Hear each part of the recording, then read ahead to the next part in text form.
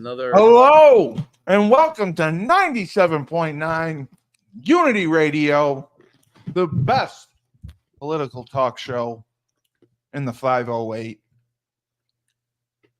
How many viewers do we have now? Republic. We are the Rebel Republic. 7. We have 7 million. We're up to 7. Well, at least online we had 15. What did we have last week? We had a lot. We had 15,000. We had Yeah. 16,000. 17 something, wasn't it? 17,000. 17,000. Between the two showings I had, it got up to around like 35. So I'm sorry, Dave. Reason. I'm just eating a little bit of the relief food that didn't get to the people in Western Carolina right now. It just happened to slide my way. So, Dave, just to start, I got into an argument with my mother. My mother took away the thing that came in the mail that said that you can vote early because she said she doesn't want me to vote because I would vote for Trump. Your Kitty said this? Yes. No, she did not. She did. Why? She's going to vote for Kamala Harris? Yes. No. Yep. You got to be kidding me. Who's Herb voting for? Trump. She took away my voting ballot and she said, "You can't vote. I'm not letting you vote." That sounds like a lot of Democrats. That sounds very leftist. That sounds very leftist. Because you're going to vote for Trump. And I said, "You're going to vote for Kamala, and she's stupid." And she goes, "How dare you call her stupid? She went to Stanford, and she was a lawyer." And I go, "Yeah, and she prosecuted 16-year-olds with dime bags. That's how she made her career." That's true. Yeah. I said, "She's stupid." Wow, you're doing your research, Steve. And I said that she word salads her answers. What are you going to do about inflation? My mother taught me great values and how to work hard. And she was such an inspiration. And I learned to work hard and believe in myself. And life is going to be great. Are you saying you bitch slapped your mom the other night because she took away your voting card? She said I can't vote. Wow. So can I report her to an agency? Absolutely. I want that known. I want that known that my mother took away my early voting ballot and said that I can't vote early. I'm sure that there is some watchdog GOP groups driving around in vans right now that would definitely pick your mom up and give her a beating in the back alley for doing that. Because she said you can't vote. I'm not letting you vote because I know who you're going to vote for. Right. So that's what I went through. And Dave, I mean, that's un-American, isn't it? Yeah, I would say it's un-American. That's democracy. That's democracy right there. Anyone, no matter what they're voting for or who they're voting for, should be allowed to. Who's an American citizen? Keyword citizen. Should be allowed to vote. Yeah, I'm not afraid. Not a guy who moved here last year illegally or moved here a week ago illegally. Are you a citizen, Steve? I am not afraid to call my mother out. Are you a citizen? In front of thousands of people. You haven't answered the question. I'm a citizen. Okay. I want them all to know. People. I don't Steve's a man of people. And by the way, he's on his second meal in 2 shows. I told you, this is all the MREs that were supposedly helicoptered out by the Biden administration to the people in Western Carolina. But I don't have my early registration card because she threw it out. So before I go into my tirade, beginning the fact that it's October 7th and some of Kamala's statements towards about Bibi Netanyahu, I do want to address the thing that Frank is talking about. Israel guy, Netanyahu? Yes. Yeah. Yes, the Israel guy. I told you I did my research. It's like Super great, dude. Steve, you should be on Fox, dude. I'm telling you. Oh my God, he'd be perfect. I knew who he was. The best political. I said you're making great progress. You know these people, but I want to talk about the whole FEMA thing. What a disaster that is, because that's obviously on our home. Are you surprised by that? No, I'm not. No, nothing. Listen, I'm not surprised by it. Nothing surprised me. I actually am surprised when somehow someone who is a Democrat actually does something that I would be like, oh wow, that seems like that's reasonable, you know. That would be surprising from my standpoint. But the fact that, I seen all the memes and posts about it, but we're giving this amount of money to this country, this amount of money to this country, this amount of money We're very generous. We're very generous to illegals, and then $750, which won't even get there to the people because they have no way of getting the money. Correct. They have no ability to get to a computer. They have no they have no internet. They don't have any running water. They don't people can't. They're buried under mud. They are buried in mudslides. They're still pulling people out. They're still pulling people out. I hate to bring up Haiti, but you remember when Haiti had just because Haiti seems to come up every third episode for us. Yes. But remember when Haiti had the mudslides and how terrible it was for all those people? And they couldn't get to their computers either, Dave. They don't have computers because they don't have computers. They don't have food. They don't have food in Haiti. Forget computers. Oh my goodness! Forget the Apple. They don't. Hey, why didn't the people in Haiti pull out their Apple laptops to be able to access? They have iPhones. The Clinton Foundation relief program. I'm so shocked that the people in Haiti were not able to access all that money that was available to them because they don't have a computer. They don't have access when they're stuck down there under a mud. Their houses are sadly made out of tin roofs, and the mud comes right in. They're just trying to survive. They couldn't navigate their computer because they didn't have a mouse because they ate the mouse. But they have no food. Dave, you have to admit, they really do have no food. He's not saying it, even though Frank says it in partially with his jest. It's the truth. Those people are starving. And now it's happening to people in our own country under a mudslide. But President Biden, he made stops last week in the Carolinas, in Georgia, in Florida to survey. He went to survey the storm damage from Hurricane Helene. That one. Yeah.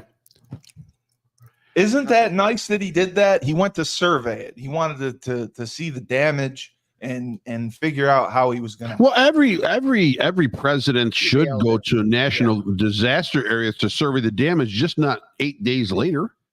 Oh, the harsh criticism. That's a long time to wait on George Bush back in the day. If you remember, with Katrina, was that he basically flew over and didn't go in there and people were holding up signs, come get me. And I didn't buy the, people are like, it's racism. I didn't buy the racism part, but I did buy that, hey, do you care about us? I did buy that part of it. I did buy hey, why don't we do what's necessary to help these people? They're not just ants out there. We're treating them like human beings are like ants, Can I answer that question? Why they can't? And I just found this out today in doing research and listening. Is that realistically, if your state is in peril, the governor needs to go to the administration and ask for help. Yeah, they have to. They cannot. The government cannot just send help. They need to have the permission of the government can't say, the governor has to request it. Correct. Or the government has to go in and use the 25th Amendment or whatever and be able to remove the governor because he's not of his senses, right? A national emergency. Right. So with George Bush in Katrina, the problem there is that the governor of Louisiana didn't ask for anything and continued not to ask for anything. They were mobilized and ready to send help. And they you know what they did? They had thousands of military to send in to stop the looting. If you remember Katrina, the looting I do remember that. Right? It was crazy. Okay. Of course. So they had thousands of government troops to send in to protect and stop the looting, but they couldn't do it because the governor would not ask for help. No. So what they did was they recruited hundreds of ground field officials, whether they be from the sheriff's department or a state trooper department or anyone with any kind of background. Militia. And the army went down and were actually led and navigated by those field officials that were recruited by the Bush administration to be able to give some kind of law and enforcement during that whole looting episode down there with Katrina. So you have to look at it as, yes, and the governor of North Carolina is a Democrat. So I don't know. It's not a political thing or no, but after a point, if you're the president, okay, you know what? But he's not really. Why not just send help? Though. No, I don't care. Why? Okay, there's a law against it. He can't do it. He has his hands tied. Why not just send help? He doesn't really care anymore. They had no. I wouldn't. I can't say that. I can't say that either. I can't say that either. He's incompetent. Well, no, and I can't say that either. I just think that he's indecisive. Because yes, how because he indecisive? Because there are laws that prevent you from doing these actions. But bottom line, those laws just need to be stepped over in this case. People are dying. In any case, the laws need to be stepped over. If you're worried about a law, extenuating circumstance, you know what? He's done with this term in another 30 days or 60 days, whatever it is after the election. He's at the beach. So send people. They had the 101st and the 82nd mobilized. They had 1,000 troops ready to go in there. They had another 500 that are going now. They're sending. They were ready and mobilized to be sent in, and they weren't sent in to do their job. Okay, because they couldn't get permission from the governor. So send them in. Yeah. Let the governor. Is the governor going to sue the government, or is the government going to overthrow Joe Biden because he stepped over the governor's mandate to not call for help? So you're not blaming Biden or not totally in this situation. I can't, although I don't have all the backstory, so I don't know if maybe the governor did ask for help and maybe the administration just sent them Christmas cards, whatever it is, because right now there's still minimal assistance being sent to those areas, Tennessee and North Carolina and North Georgia. Right. Okay. Right. So if not enough is being sent right away, I mean, they said they appropriate $167 million now, but why wasn't that money available on day one? On day one, they said they did not have enough money for any kind of FEMA relief for this and future projects because the budget has been drained. But they have $167 million to send to Lebanon. Yeah. Why? Well, they like the Lebanese. Well, no. But again, why? It's not that they like the Lebanese. To me, we want to help the rest of the world. This is a big issue. I think the biggest thing is we're spending and you could argue the different wars and stuff, but the big thing is that's draining our money that we do not need to spend any money in is the illegal aliens, the illegal. That's one area you could debate. Whether you're more on the nationalist side or you're more like, oh, this war is important or not important. And me and Frank could debate which is and which isn't and stuff. He might be right, I might be wrong, but you could debate those. What to me there is zero debate on is that we're giving money to people that are not citizens of this country and taking that away domestically from it's FEMA. That's where the FEMA money is going to, right? Exactly. You could argue the defense budget thing on how we allocate that, but whether it's proper to allocate it one way or the other. The FEMA money is going to the illegal migrants. It's going to the wrong people. Which should be going to our own citizens. Yeah, and they must. The reason why when people argue, oh, you're against these people just want to get asylum. Okay, right. There's not infinite amount of money. Well, I think that's just an accounting error. They must not know how to use Quicken. You want to get asylum? Go hang out in Cucaracha, Mexico, and wait for the damn papers to come through, and then come through the port of entry. Don't.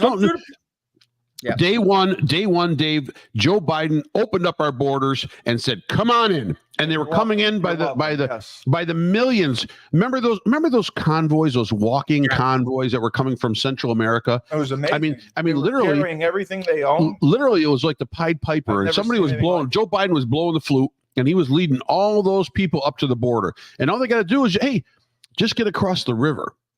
Just get across the river, and bottom line, we're going to show you where the shallowest part of the river is, and we'll have nobody there, and you'll be able to come on in. And you know what?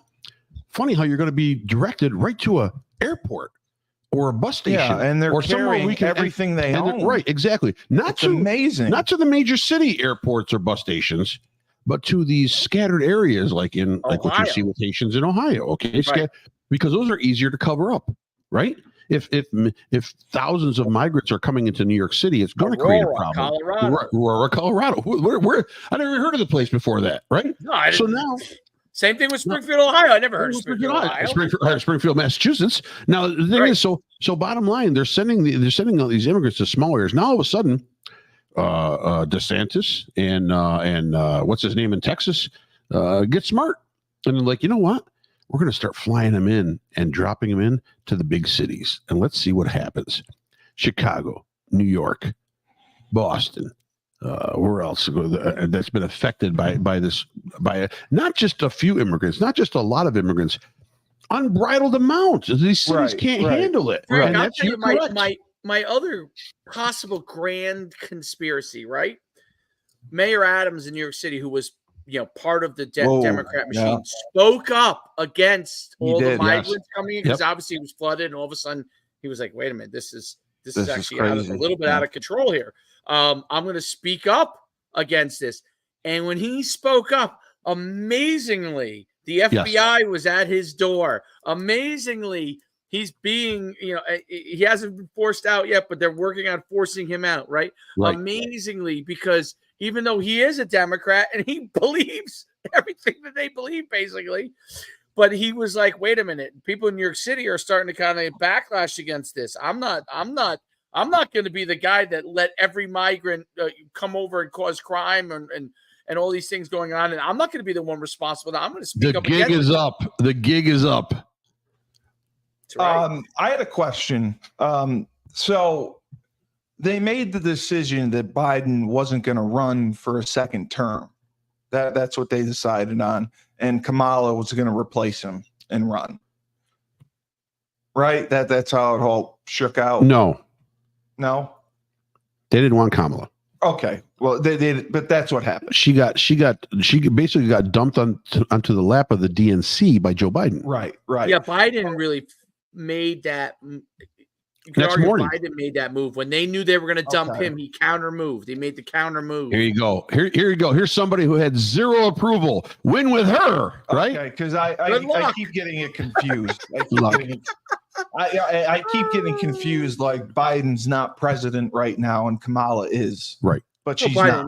Correct. She's still the vice president. But listen, that's how it was all along. And so Biden did nothing. Well, neither did she. Kamala did nothing. Yeah. So who do you think was running the country? Well, nobody. That's the think tank of the DNC. I'm telling you, it was running the country. It wasn't your president or vice president. The Obamas ran. Basically, I would say that. Yeah. I would say Hillary Clinton has a little bit of a factor. I would say Barack Obama has a definitely big hand into that. Whether what's her name down in Florida, who's was the head of the DNC. I think she got removed though. Oh man, she had that little scandal with Donna Brazile. Nancy Pelosi. No, she was the head of the DNC party. The party. I can't remember her name. It just escapes me right now. I know it's on the tip of my tongue, and I can't. Who was Obama's right hand person? Right? Yes. And her name, but she was really running the country, and she had that scandal. They fed the questions to Donna Brazile. Or Donna Brazile fed the questions to what's his name running. So Joe Biden. So just all that stuff.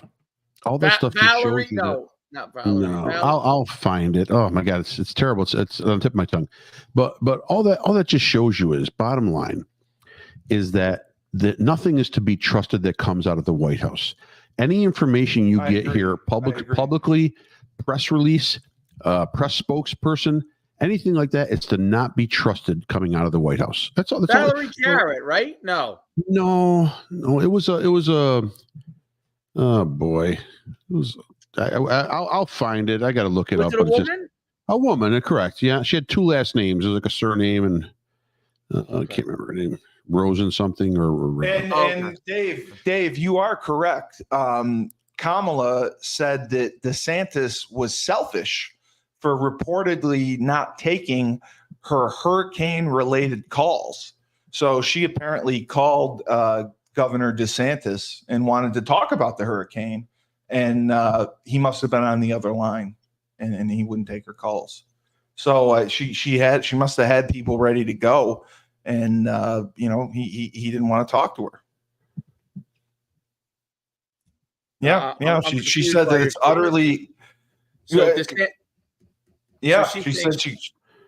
Yeah, she said people are in desperate support, in need of support right now, and playing political games at this moment and during this crisis situation is just utterly irresponsible. I And don't believe anything she says. I don't believe Kamala anything. said on Monday. Yeah, she said it's political gamesmanship instead of doing the job that you took an oath to do, which is to put the people first.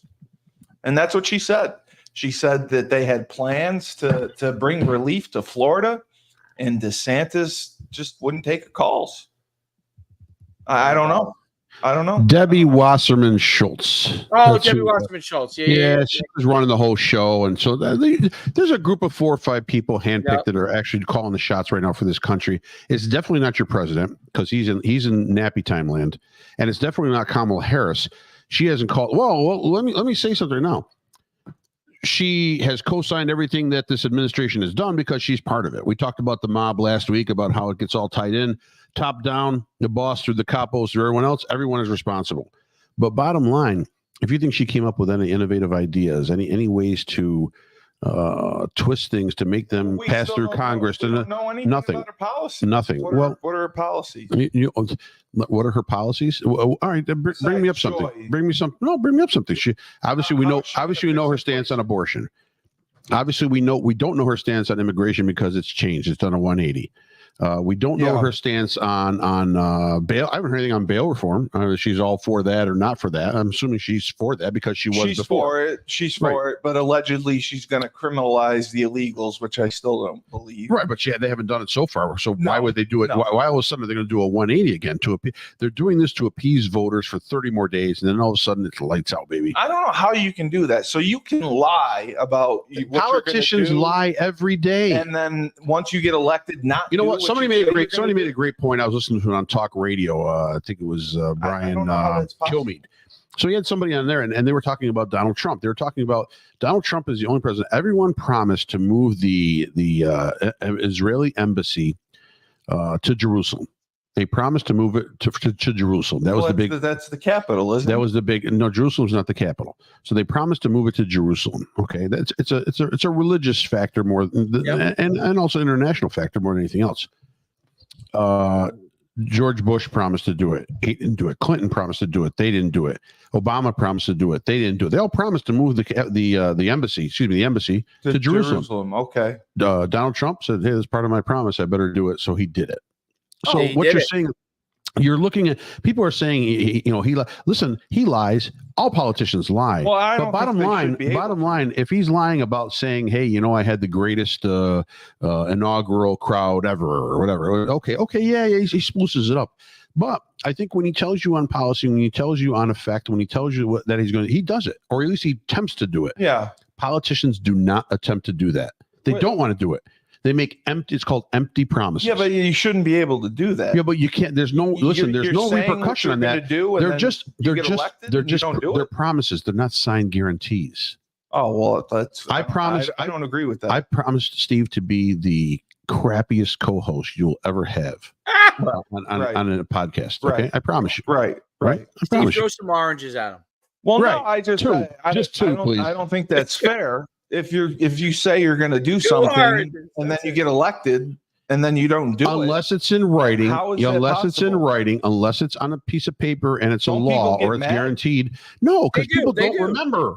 They do, but they don't remember. Oh, they don't. We're an Instagram society. We're a Snapchat. 10 seconds. Bang, bang, bang. We don't remember. You think we're going to remember what Kamala Harris promised 60 days, 70 days? I don't remember what she's promised already. That's what I'm saying. Yeah. I don't think she knows what she promised. Did she probably promise doesn't. anything? Yeah. I mean, she's not really going to do much. So she had a 60 Minutes interview. Yes, she did. She did. She's great at the word. A lot about nothing. I love the word salad. And why would Trump want to go on 60 Minutes? He had Leslie Stahl before, and Leslie Stahl as soon as they sat down in the chair, attacked him like a vicious wild boar in the forest when she was trying to ask him questions. Yeah, I know. She wouldn't give him a chance to breathe, and she went right for his throat. And that's when he got up and he walked out. I don't understand how you can get away with an interview like that when you get asked a question. But nobody. If you're going to ask the question to one candidate, you got to ask the same damn question, the same damn manner to the other candidate. Yeah. If not, how can you compare things? You're doing it's almost like a cost comparison, right? Yep. So I have 10 apples and 10 apples. I want to know which store is going to sell them at the cost that I want to buy them at. Right. Instead, you got 10 apples and 7 oranges. And they're trying and somehow the oranges are healthier. So I'm gonna pay more for the apples, right? But I want the oranges cheaper. But the oranges, I don't know what the real price is. I'm just gonna guess at it, but I gotta have them. That's a mess. It is that's what I'm saying. There's no comparison because they're attacking.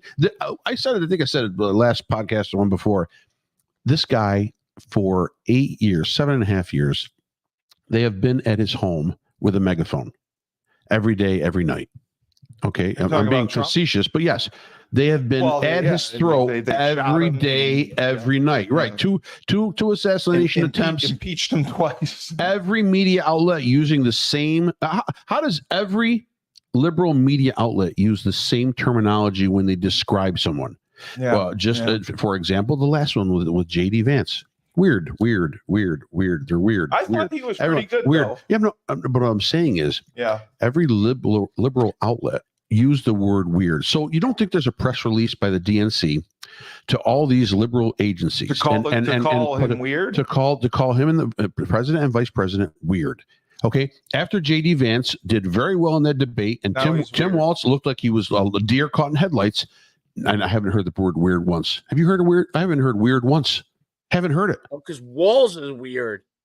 Correct. But they can't say that. Weird. But they can't say that. I can't believe he's a little odd. When people talk about how they're like, I can't believe it. Trump is going to be our president. Trump is a very accomplished individual. Like, I mean, let's take away the building wise, what he's built. He's become a billionaire. You know, he's a philanthropist. He's built a successful business, like multiple successful businesses, and then I see guys like Walz. He's the guy who he let a city burn down. He's the guy that was full of shit in your classroom when you were a kid, and you're like this kind of dorky guy who's full of shit, tells tall tale stories. In the old days, that guy, nobody paid attention to him. No. Nobody. Okay. No. I'm not saying nobody should pick on anybody, but nobody paid attention to him when he was saying his nonsense. Okay. Right. Now that guy somehow has become a person that's a governor and a vice presidential candidate. It used to be that if you were as a woman, you use your sexuality to move up in the ranks. Yes. In the ranks, it was frowned upon. Correct. Now is what? That's a good thing. We've Kim Kardashian our society that being a prostitute is a good thing. No, I think it's about having a jail. No, it's about having. You got to have a sex tape. Go to jail. It's not fair to them. They're trying to earn a living. I don't think that they should go to jail. Okay, because it's a sex tape. The only person they're harming is themselves. Okay, those actual prostitutes, but they should not be climbing their way to the presidency. And someone says, "Oh, she didn't do it." The guy was married. Yeah, Willie Brown was married, and she used. When Willie Brown was glad to help her with it, used his influence to gain power in San Francisco and ultimately in California and ultimately nationally. No, that is not who should be the president of the United States. Donald Trump does have some flaws, but he did not sex his way to the top. Okay, No, I'm he sorry. didn't. Like, I don't know Yeah, why. Stormy that is Daniels. somehow- Stormy Daniels did not elevate his case. Well, he it got- brought it Stormy down. Daniels Whereas should Willie be Brown, president then. He got he got laid a lot. I mean, I can't blame him for that. Oh, he should. He's a My point billionaire. is, he's not using Right that to elevate his status. to leverage it. She's leveraging it to gain political power. And Dave, on the Cleopatra opposite, may have done that. Okay, we're supposed to be a civilized organization. Did you just say Cleopatra? yeah, Joan She did Collins. that? Joan Collins, yes. Oh, Great okay. movie, by the way. Yes. Cleopatra was a lot smarter than Kamala Harris. Let me tell you Yes. that. Did Judy Garland do that? She got No. Julius Caesar. Oh. She got Julius Caesar to bow to her. Right now, Dave. On the other hand, you point out what Kamala looks like, or Kamala looks like. But bottom line, I think Tim Walz. Remember Tiananmen Square when the one Chinese student stood in front of the tank in the square during the Is that where protest? the guy lit himself on fire? No, he didn't let himself on fire, but he was Tiananmen Square blocking in the path. 80s. He was blocking Oh, the path of the tank right during the thing. I thought that was Tim Walz, the way he was talking about how he was there during the whole uprising in China in '89 or whatever. I think it was '89. Where were they setting themselves on fire? On fire, they just set them recently. They set themselves on fire. There have been 4 emulations over the past 6 months No, but I because of thought there was like the Gaza Israeli Oh, that conflict. one, Yeah, that yeah. One military guy, one other guy. Just they're torturing themselves. No, over I'm this. saying that there was the one in like the China thing, 80s. Steve. So the Yeah, Chinese that thing one. was Tiananmen Square was the students, college students. Oh, is that the Kent State thing? No, Kent State is in the United States. Oh, okay. Tiananmen No, Square is it's in China. It's in China. Is this really a political podcast? No, I know there was the protest at Kent State. Kent State was during the Vietnam War. Okay. There are no Chinese at Kent State. I got mixed up. Mixed up. I got it mixed up. All right. You know, I'll restate this. I'll restate my Please statement as I was do. ripping Please Kamala do. on this. If because I thought about Cleopatra. If Cleopatra, she was very crafty. Everything I've read was very crafty, very smart, and utilized the. I'm not saying she utilized sex, Cleopatra, because I don't know that. I wasn't alive during that time, but she utilized her allure, gifts of attractiveness, yes, yeah. to get what she wanted. I think that's different to me. Okay, now I'm not saying she did or didn't have sex, but I think that's very different, using your attractiveness versus actually doing things with somebody to do that. So I think there's a line, right, of craftiness that goes.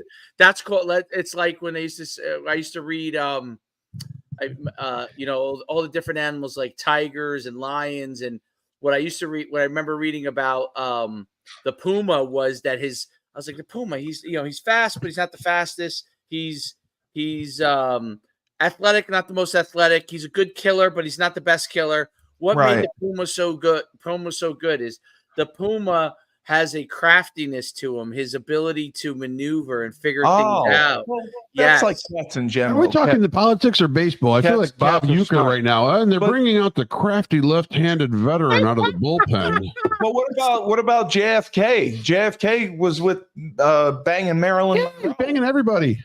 But was that moving him up in the world, or was he just leveraging his power to have sex? Leveraging his power. I think it moved him up.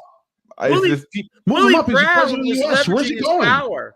Willie Brown was leveraging his power to have sex with Kamala. Where is JFK going any higher than the presidency of the strongest country in the world? You're being the president and you're banging Marilyn Monroe. Right. So that actually makes you higher than just being the president. Maybe we're in a new world. Maybe we're in a world that's what I think. Frank don't even understand, where all bets are off.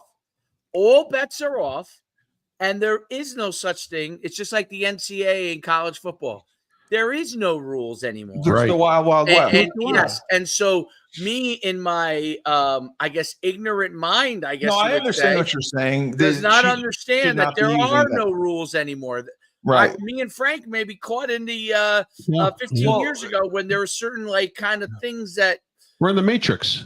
But there are no rules, and that's maybe part of my own problem. So maybe Kamala is the genius, and we're the idiots. Right. Maybe she's the genius. Dave, would you have voted for JFK, you think? But if you're going back then, the whole family was Democrats. Everybody was Sure. a Democrat.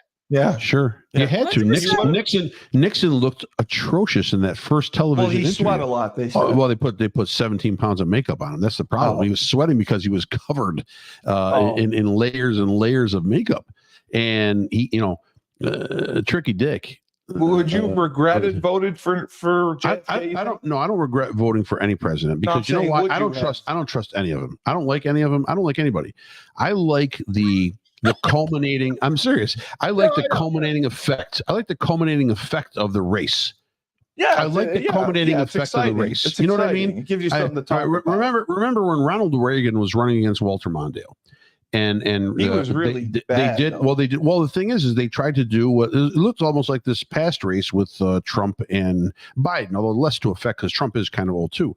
They interviewed the interviewer was talking to Reagan, and the whole point of the thing was that Walter Mondale is such a younger and more enthusiastic and energetic candidate than Ronald Reagan. Right. And Ronald Reagan said he was the oldest president. And Reagan at the time said, "Listen, I will not hold it against my esteemed opposition at the inexperience of this youth and being apologized." And that cracked the whole room up.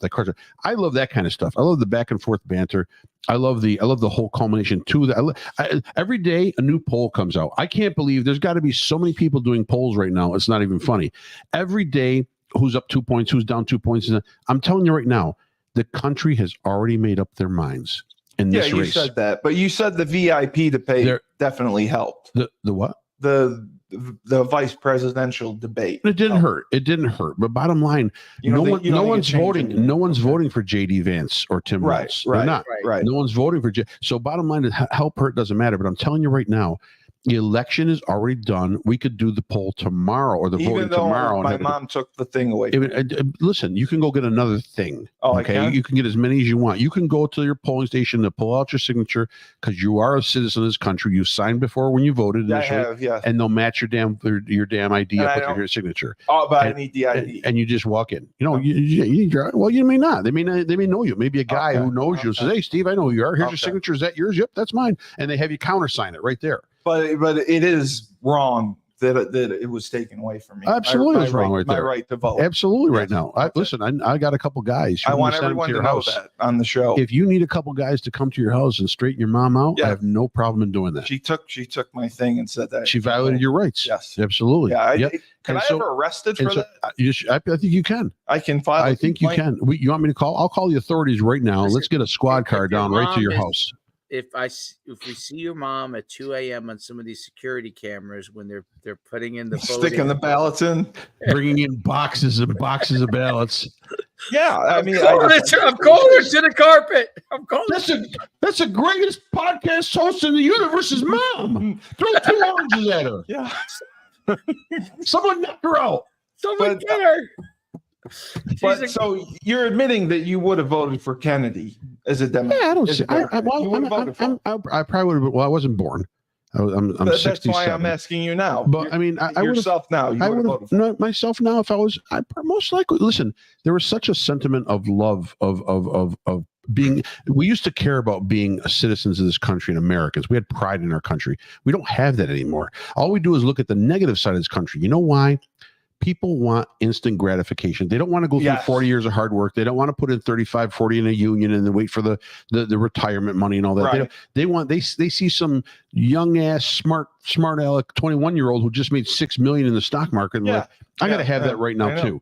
I'm not there's no sweat equity in this country anymore because it's real hard to do it now. It was almost easier. It seems stupid, Dave. It was almost easier 60 years ago to have a better quality of life because money, you weren't making a lot of it, but money had some value to it. Now money has no value to it whatsoever. Money has no value. It's just it's a piece of paper. Right. You can't buy anything because it costs so much. You can't leverage anything because everything costs so much. You can't invest anything because you don't have enough of it to invest to get something faster. It's got to be that 30, 40, 50-year policy. And nobody wants to wait for that anymore. So let me propose this. Dave, if you had more money because of the election or whatever, or their taxes weren't as high, what more would you do with your business currently if you had more money? What would you put it towards?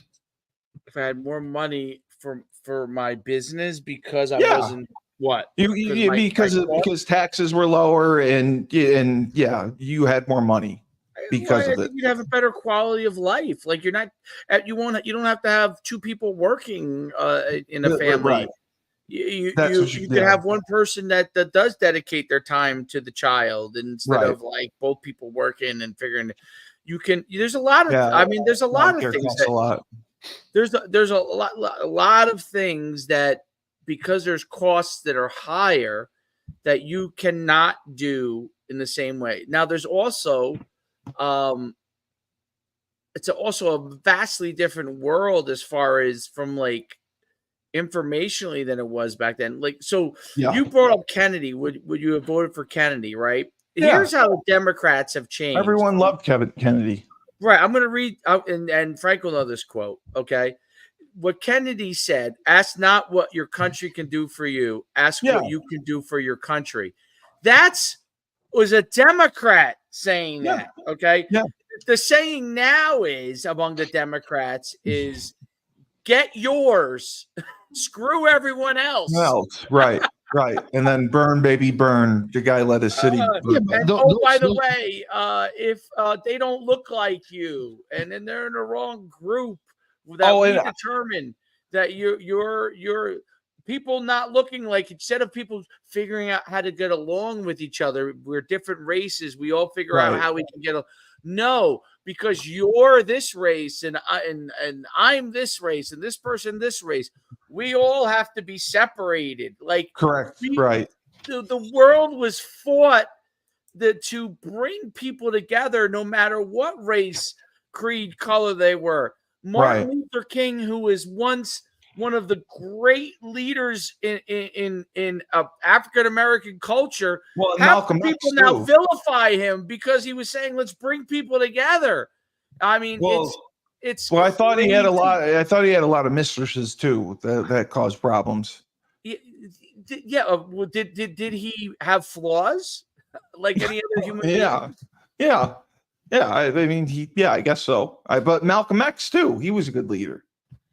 Malcolm X had some leadership qualities that were good, but Malcolm X do you understand anything about Malcolm X? The reason why he was killed, he was Islam, was because he changed his thought process from what it was he was militant. He was by any means necessary. This is the whole things that are lost in history. Everyone thinks that Malcolm X,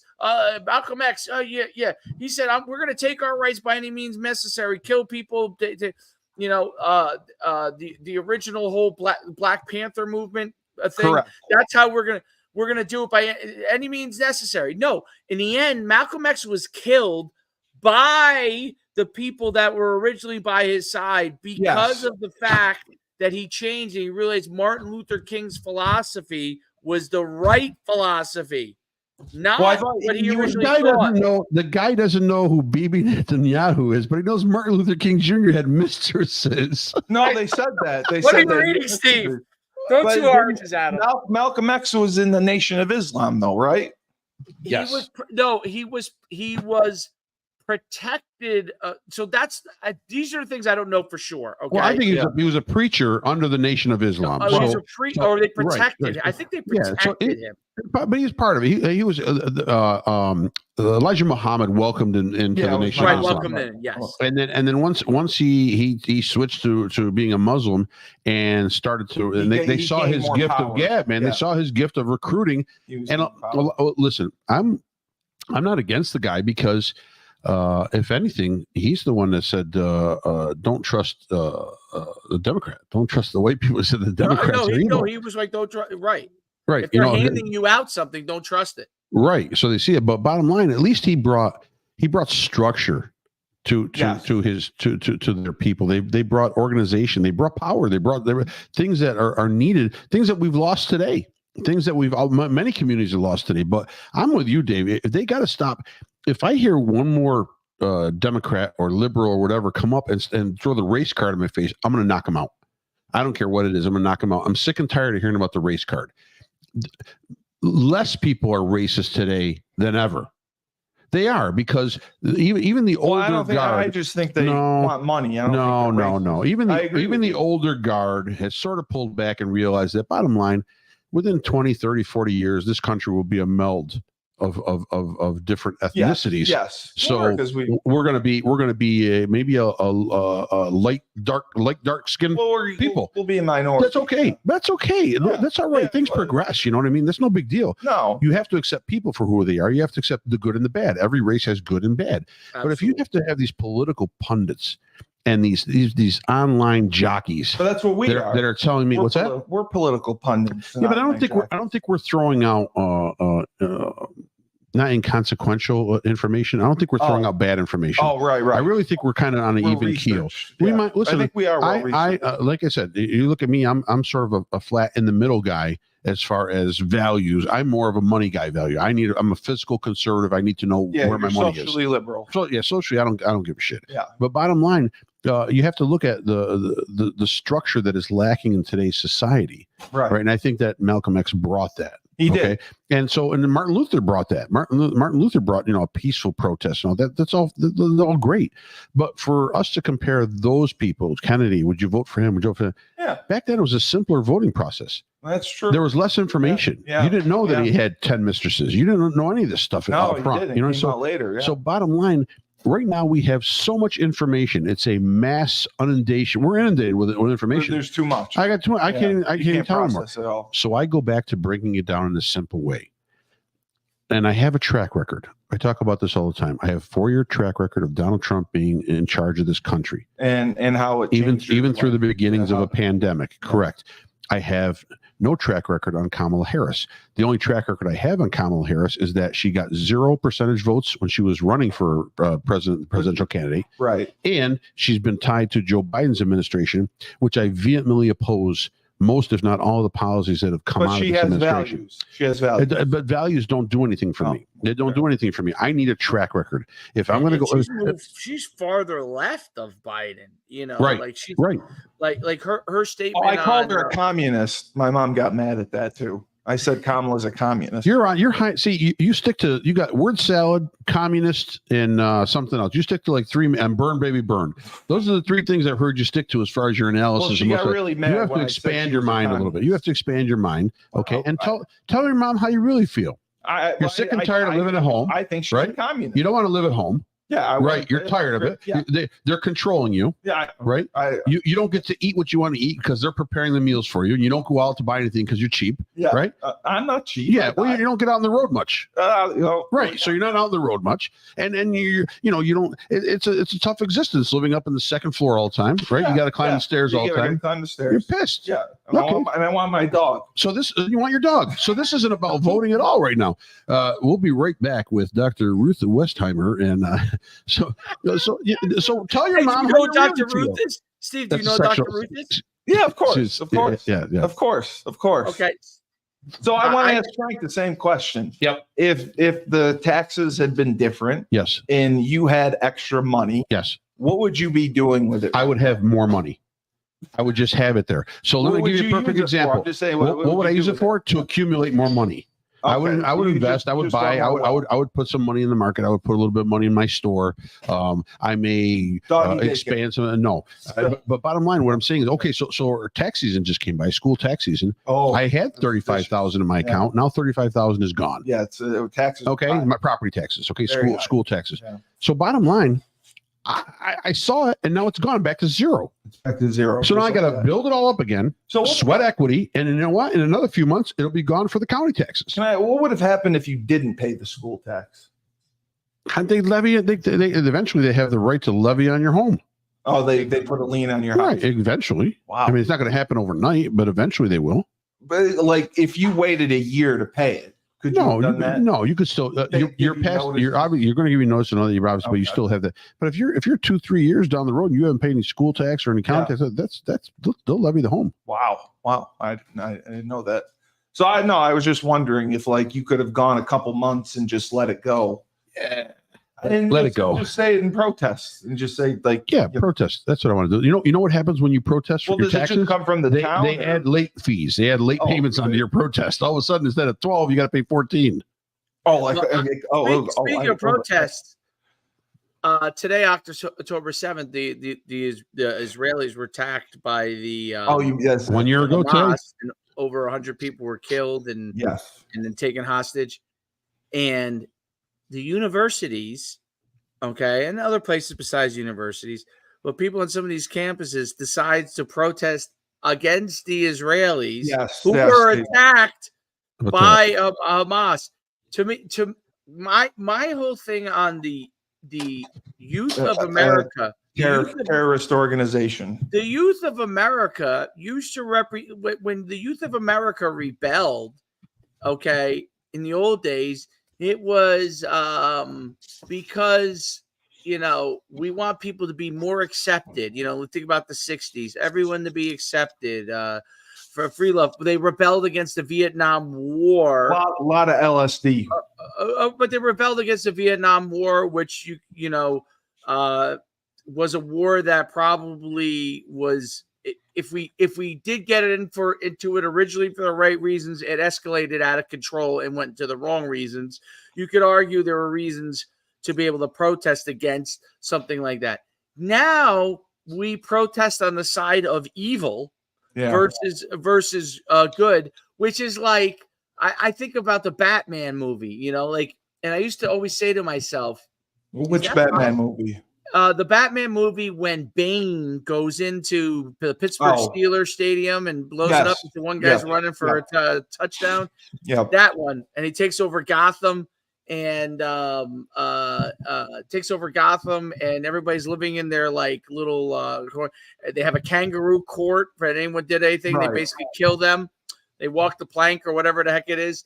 So my point is this: is where where it seems like we're in a world where the Bane side is the side that all of a sudden is taken. Those people, if you remember that movie. They were like, the bad guys are the good guys, right. The anti-hero. They're not taking it anymore from the mayor of Gotham and Batman, who was all of a sudden the bad guy. They vilified the good guys, and so we're in a world of society. I'm not even saying that it's like a good guy, bad guy thing. What I'm saying is that Hamas is the bad guys, and we're glorifying them. In a way to try and skew a plight of a group of people that don't control their own future anyway. When Hamas is the leaders, the Palestinians do not control their own fate when Hamas is in there. If the Israelis free them of that, then if they actually wanted to have a actual real discussion of having a country that would be. Which would not happen because they don't really want to have that discussion, but they claim they do. Well, Hamas is being removed and these places are being removed. So let's see, do you want to really have a discussion about that? No. What they want to do is just kill more people. Israelis, kill more Jewish people. Dave, it's gays for Palestine. Have we lost our ingenious minds? Gays for Palestine. No, Dave. That's like saying pigs for pork. Pigs for sausage. Pigs are all for sausage. Yay, sausage. Dave, yeah, right. It's like Animal Farm. Remember Animal Farm? Animal Farm. Yeah, right. Like Columbia and USC graduations were disrupted by the protests. Remember which I couldn't believe was ridiculous. The movie where they were on the book where they're all on an island. It was we all had to read it as Lord kids. of the Rings. No. Or Lord of the Flies. Lord of Flies. That's it. Yeah, I got the conch. Exactly the crazy skewed a mindset right, and it's like that world has become the correct world. Yeah, the world that we live in is somehow the wrong world. Gays for Palestine. Do you see the conundrum there? Do you see the conundrum there? I thought Palestinians can't be gay. That is correct. In the Muslim religion, it's not allowed. You're right. Okay, so why would gays be for a society that would probably take them to the top of the roof and throw them off to their deaths. Why is that? Like, what Aren't is they for the gay people like Palestine?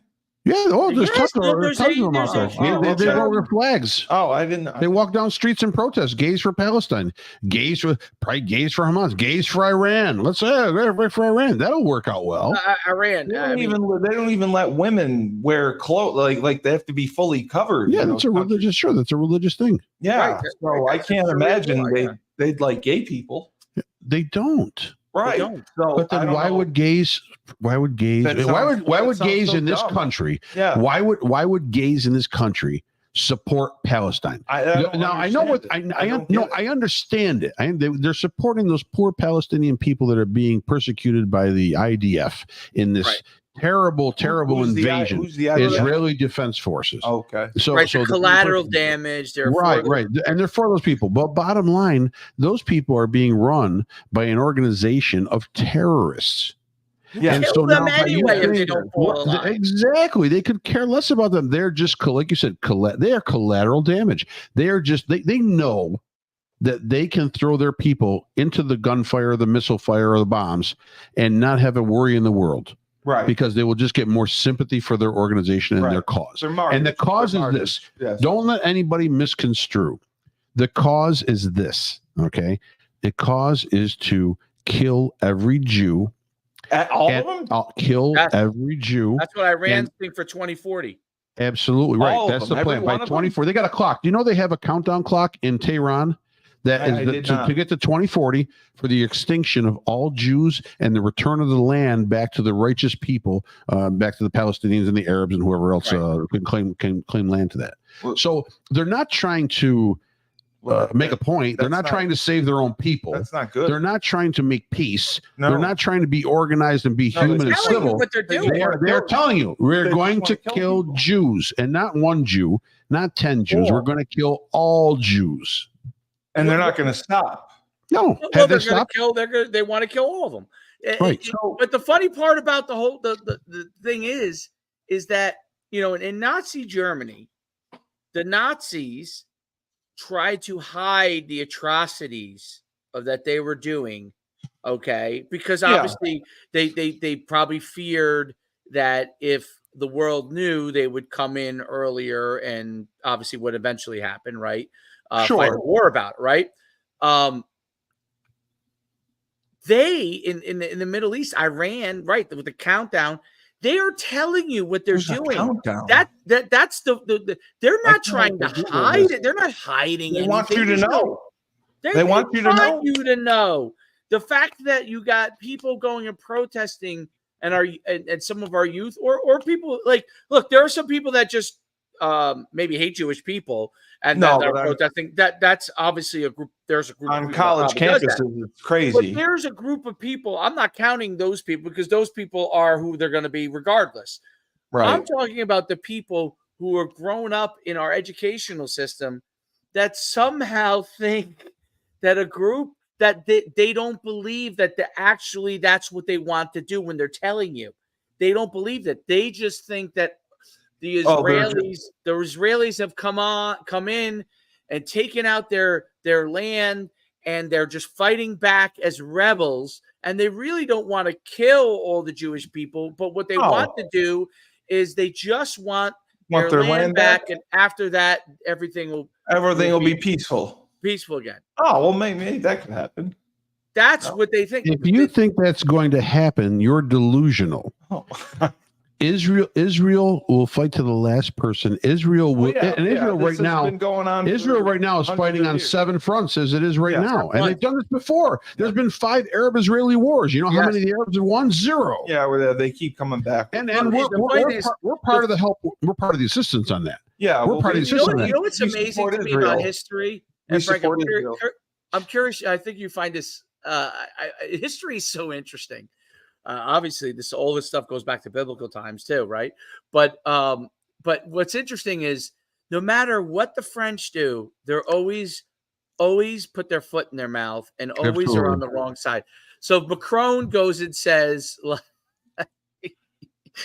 that basically we should not, we're not going to support Israel anymore. We're not, Right. or we're not going to give funds to them anymore. And basically Netanyahu basically told them off. Basically a big old F you. Go, I saw go that. fuck yourself. Yep.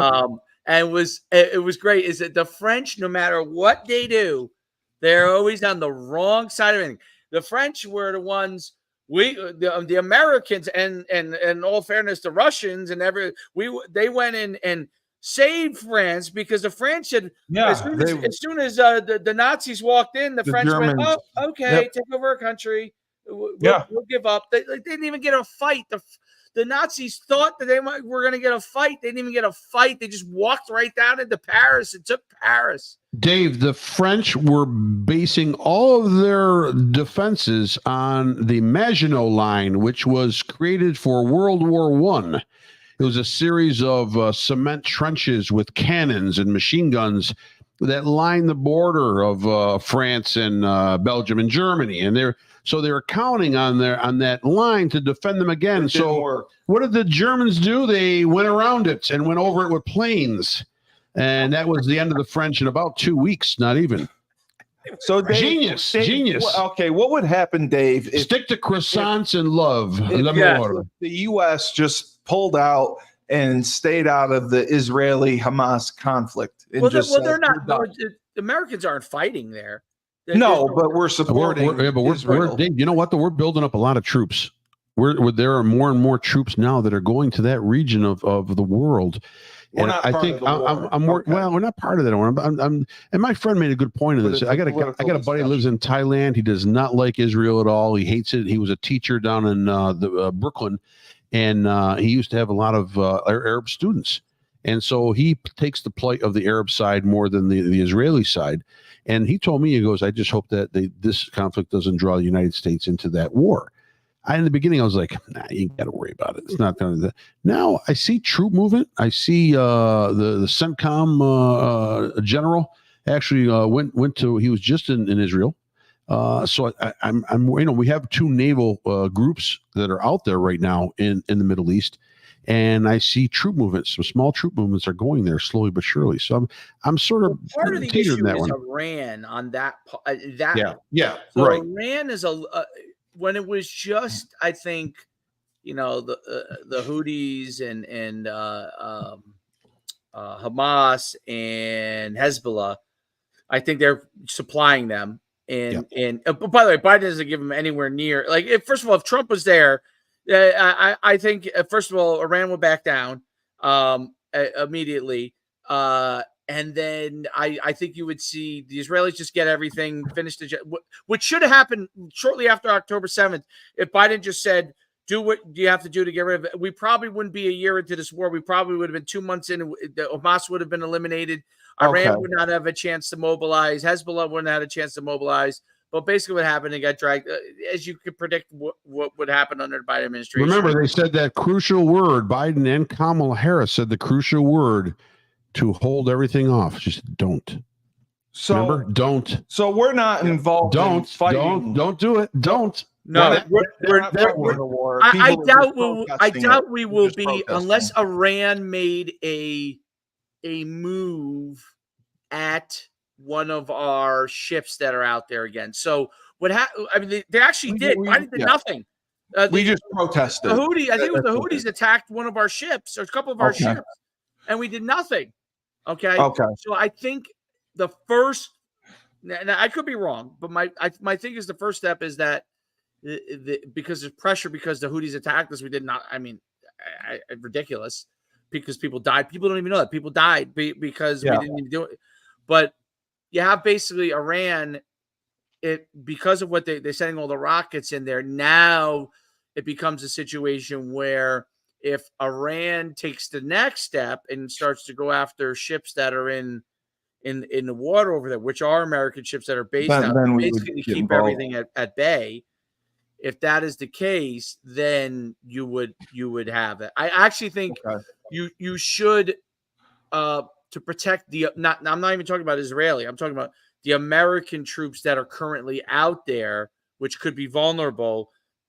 And I don't know the strategy, but I would say that I would put some sort of backup there in case there was an issue where they decided to turn around and attack our few ships that are out there, and all of a sudden we could lose Americans because of that, in trying to make sure that everything stays calm in the waters over there for the most part. Because basically America is basically out there in the ocean. I mean, in the what's the sea? The Red Sea. What's the other sea? The That's Dead there? Sea, the Persian Gulf, Mediterranean. Are they in the Mediterranean, or are they in the? Well, they're in the Persian Gulf.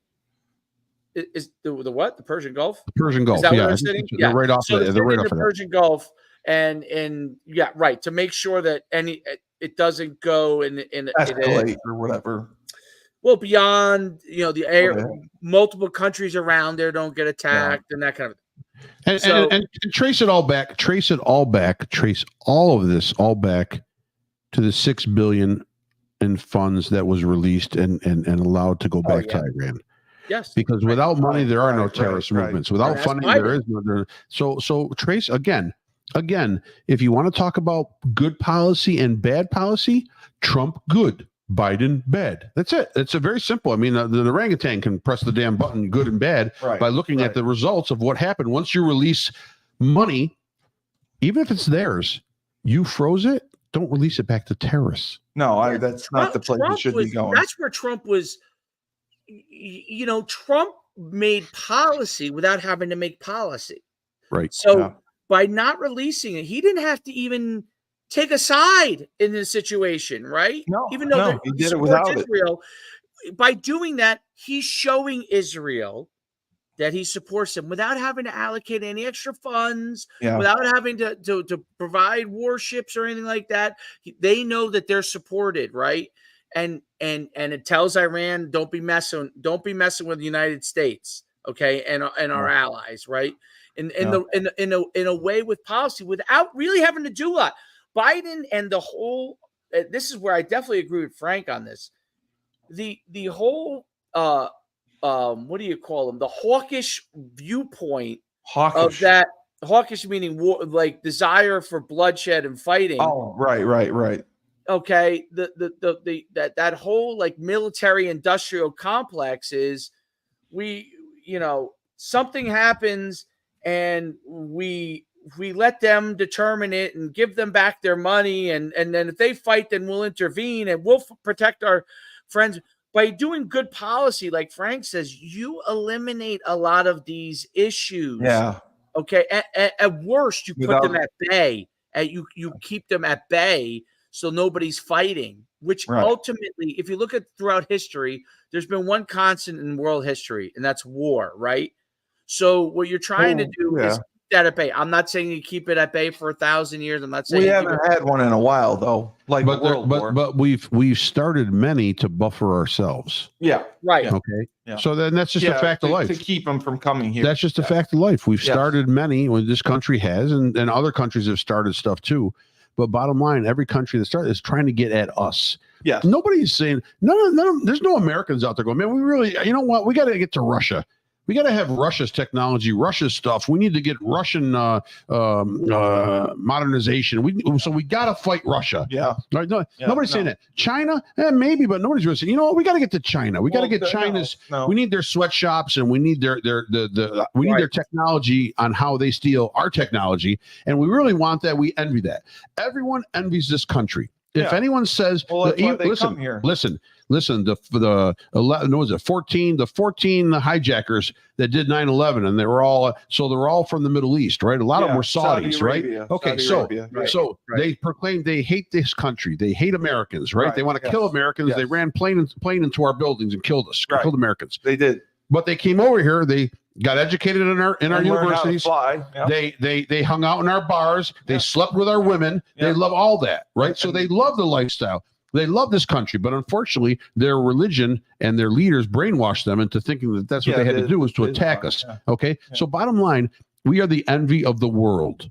This country is the envy. Any of these kids that are complaining about, I want to go, I want to get out of the country. I want to go to another country. Be my guest. Call me up. I'll do a GoFundMe for you. I'll throw in a couple bucks. Get a plane ticket and go to Yemen. Go to Iran.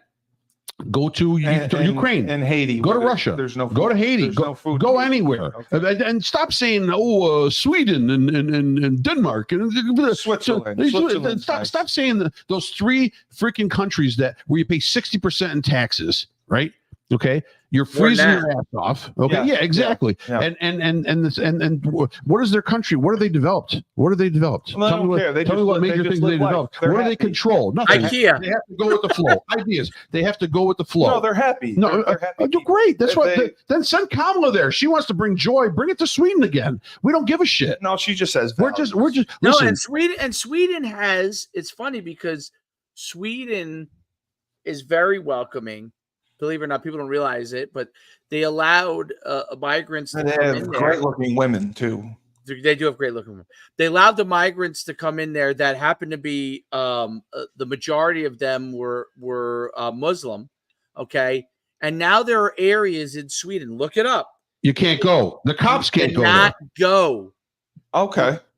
You cannot go because you will get, at worst, beat up, maybe killed. The same in France, the same in Britain. Look what's happening in England right now, right? Across that country, there are revolts, and the revolts are being led by Englishmen. They're fed up, yes, and they've had enough with immigration because their streets are not safe. The money is being funded to these immigrant groups that are coming through, and they're all Muslim groups. And then maybe I know I'm sounding like I'm picking on the Muslim religion, and I don't. I think a lot of the scriptures are good in reading, okay, and in general reading. You've read the Quran? I've read the Quran, not in depth. I've almost had like cheat sheet notes on the Quran, okay? So there is good and there is bad, but it's just like the Bible. The Bible is good and bad too. It just depends on who's translating it. Right. And the problem is there's a lot of shitbags that translate it. It's very subjective. Right. There's good and bad in any group, but there absolutely. is.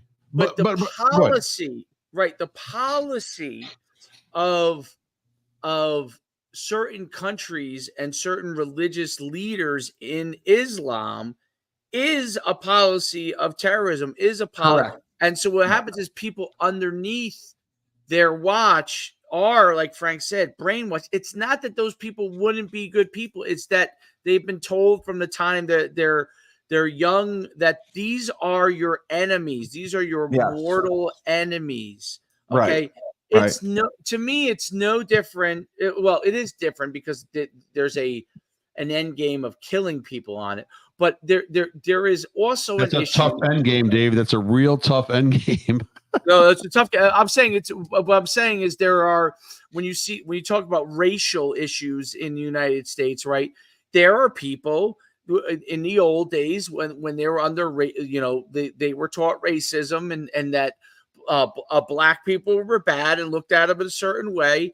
Though those people were racist and they were raised racist and I don't mean, Ku Klux Klan, right? Those people were actually dangerous people within the United States. When the Ku Klux Klan was really a thing, I'm not talking about now this fake nonsense of that all of a sudden Klan members are going to start riding around on horses. I mean, get serious. I'm talking about when it was really a thing in the early 1900s, late 1800s, early 1930s. Those were real issues that could for black people that were an issue where they had to deal with that, right? So that was within our country. Those were real issues, and someone who grew up under that may also think that way. So it's not that Muslim people are bad. It's that if you grow up in Sharia law and you're just brought up that your way, whole life, it's not that it's going to be very difficult for you to think differently, to change your mindset. Yeah. Yes. Well, and that's the hard part. That's the dangerous part.